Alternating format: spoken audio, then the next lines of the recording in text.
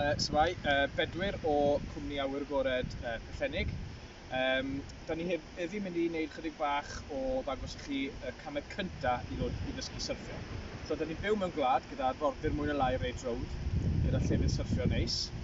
Wedyn mae yna gyfle i chi gyd yn lleol i wneud hyn os ych chi isio. Wedyn, chydig bach am y kit gyntaf te. Wedyn, yn amlwg da chi angen wetsuit, hir os yn bosib, yn hytrach na shorti.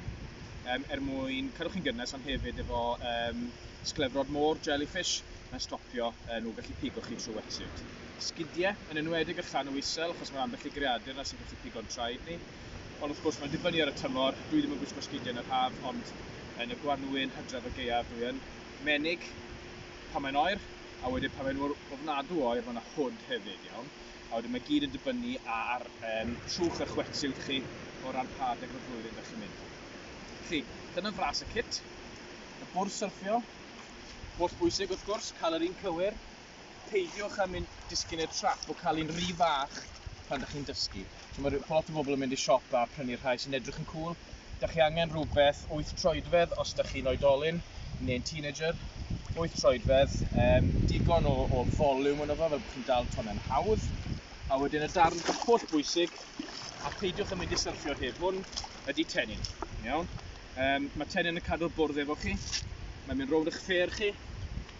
Os ydych chi'n colli'r bwrdd, wrth cael y chwaip allan mewn ton, mae'r bwrdd dal sown i chi. Mae hwn yn fflot 8 troedfedd mewn ffordd. Mae'n bwysig cadw fo efo chi ar bob adeg. Reit, o ran ddiogelwch felly, mae pob môr, pob traff yn mynd i gyflwyno peryglon neu anawsterau gwahanol. Felly yn fama'n Dinas Dinlle, dyn ni'n Dinas Dinlle ger Caernarfon. Mae'n dywydd neis eddi, felly does am llawer o broblemau. Ond unrhyw le lle mae penrhyn yn mynd allan i'r môr, enghraifft mae gennych chi riptides, sef dŵr sy'n trio ffeindio i lefel, a mae'n gallu achosi i chi gael eich cario allan neu ar draws neu mewn i'r cerrig. Os oes yna wynt, wrth gwrs mae'n gallu mynd â ni i gyfeiriad a ni ddim eisiau mynd ac yn y blaen. Dwi'n meddwl y peth gorau i wneud ydy gofyn i rywun lleol beth yw'r peryglon yn traff ych chi'n bwriadu syrffio.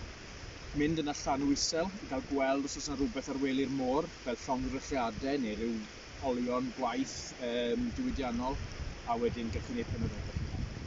Iawn, felly cam cyntaf ydy dal ton yn gorwedd lawr ar y bwrdd. Felly ewn ni fyny ddar sych, a ddangos i chi sut mae'n wneud, a wedyn ewn ni o fyna.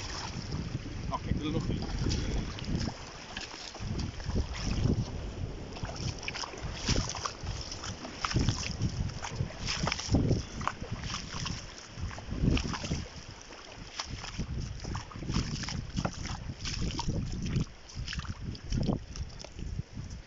Iawn.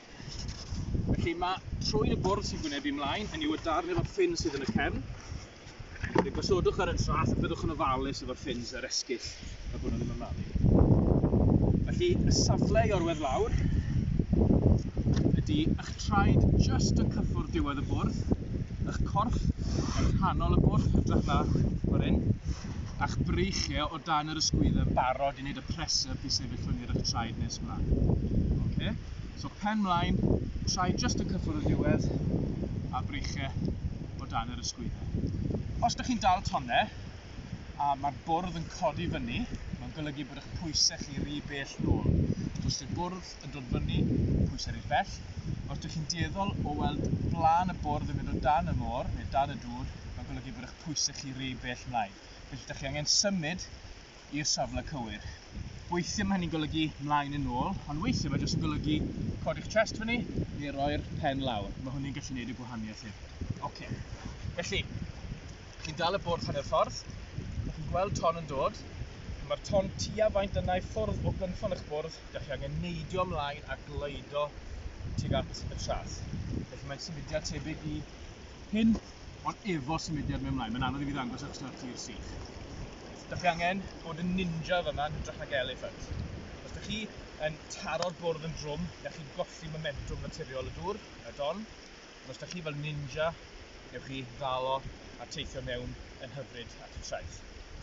Un peth cyn bod ni'n mynd i'r dŵr, y pen ydy dan pwysig cael corff, ac yn enwedig pan dyn ni'n dysgu syrffio, mae'n holl bwysig gorchuddio'n pen bob tro pan dyn ni'n disgyn i ffwrdd. Os mae yna gerrig, mae'r tywod yn gallu bod yn galed pryd y petheidio, wedi wastad gorchuddio'r pen. Iawn, newn ni fynd i'r dŵr rwan a gawn ni weld.